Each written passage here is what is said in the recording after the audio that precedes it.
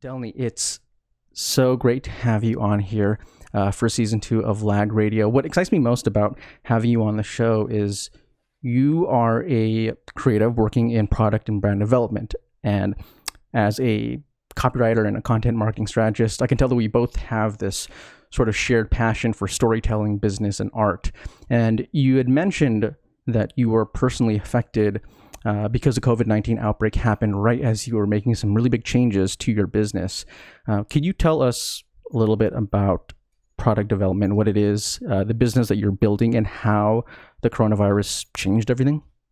Okay, I decided to go back and really give 100% energy into my business and brand after a layoff at the end of 2017. And that meant that I was going to take my 20 years of knowledge in brand development, product development, global sourcing, and help clients, help brands, and help small entrepreneurs develop, build, and launch their product. The challenge was, I mean, this challenge was already out there. The US trade war on China made anything having to do with manufacturing goods and importing them into the United States completely difficult. If you're on the creative side of the business, you can only work with the budget you're given to create a widget. Well, if you can imagine cost of labor, the increased tariffs, everybody was squeezed. And so the first thing that goes kind of is your freelancers and your contractors. And they're squeezing suppliers and manufacturers. Everybody's getting squeezed for cents to make a profit. So the entire industry, and I'm in creative consumer product, toy industries, we were all waiting to see what was going to happen with this last tariff. Kind of working through that, businesses were adjusted. Here comes COVID. And COVID shows up really it really shows up in the United States in a big way, the week of Toy Fair. And I've been to Toy Fair my entire year. It is where all toy companies launch their product for the year.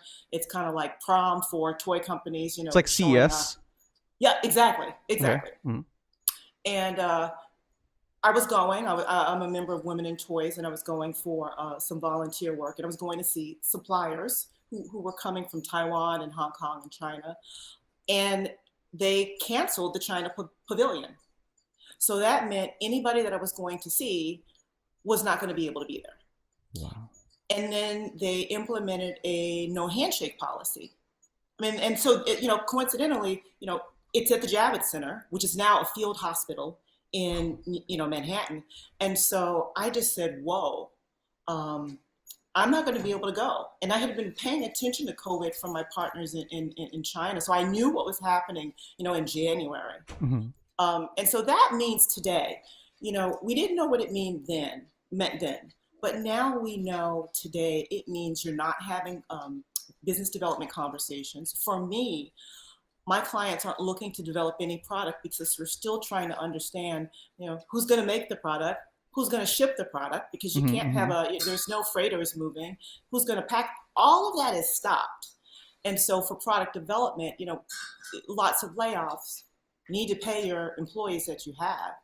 Freelancers and contractors, we're not taking on anyone new. So for me, it's a huge challenge in deciding where I'm going to go next in this period of time. Now, one of the things that I find most difficult about COVID-19, aside from the obvious logistics of social distancing and avoiding public spaces, is the struggle to maintain focus in this coronavirus era. On one hand, now is sort of the perfect time to put in the hours and work to sort of build a brand, since we're already forced to stay indoors. But on the other hand, there's this dark cloud of uncertainty hovering over us that makes it difficult to stay productive and to stay focused because our minds are sort of all over the place. How has the coronavirus changed your mentality towards work, and how have you been managing your mental health in this crisis? Goodness, that's a great question. It's a question that I've been asking myself and really asking everybody in my ecosystem. I like to say I feel like I was pretty centered because I did know about this, months ahead. Mm-hmm. I went out and I bought my supplies in January. I didn't think it was going to be this. Yeah. But also, I'm a product developer, a planner, a marketer, and we have to always plan for contingencies. Mm-hmm. Always, it's 50% chance that it's going to happen or not. So in this space, because I am a planner, I'm also planning for opportunity, and I'm trying to see all angles of possibility, really taking in all information from all areas of business in all categories, reading a lot, listening to what my peers are saying, and trying to understand where are there opportunities in industry where my skill sets can serve. There are some industries that are doing incredibly well amidst COVID. Mm-hmm. As a freelancer and as a contractor, I may have the opportunity to pivot and serve those industries. Mm-hmm. I wanted to make an effort to make sure that I talked to everybody in my ecosystem, my family, my friends. That's incredibly important because I knew a lot of people didn't quite know how to deal with it. I mean, there's no playbook, there's no blueprint. Mm-hmm. And so I knew that communication was going to be incredibly important.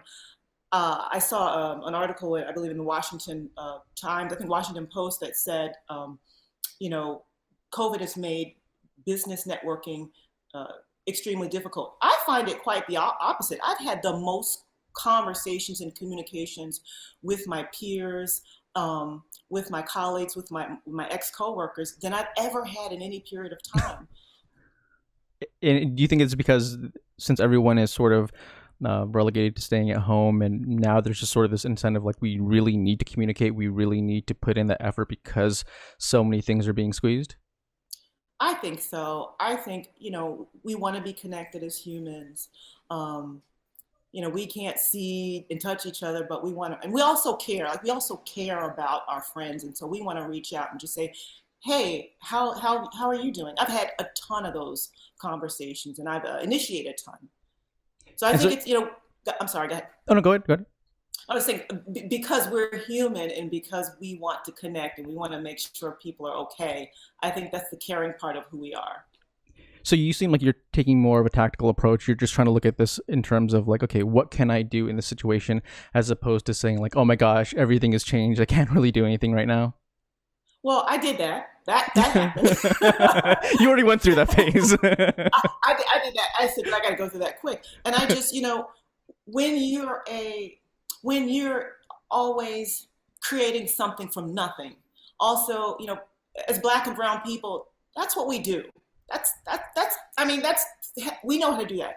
So, those two skill sets prepared me to react in the way that I am.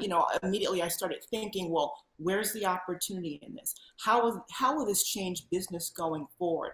How do I begin to sharpen skills that I think all industries are going to use and implement when we come out of this? We see how important, face-to-face media is via Zoom, Hangouts. I mean, I spent about 2 weeks learning all the different interfaces so that I could support some of the social organizations that I work with. I just looked at it from hey, you've got to do this and you've got to figure it out. It's no time to stick your head in the sand. You got to figure this out.